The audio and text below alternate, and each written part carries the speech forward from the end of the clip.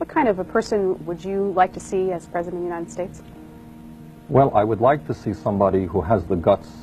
to begin to stand up to the people who own this country, to recognize that in our nation today we have an extreme disparity between the rich and the poor,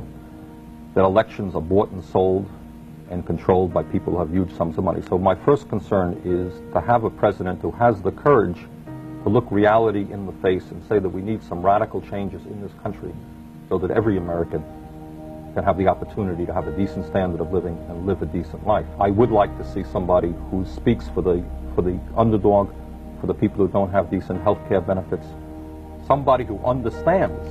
that in America today 50% of the people don't even vote anymore, and the vast majority of that 50% are poor people and working people who have given up on the system.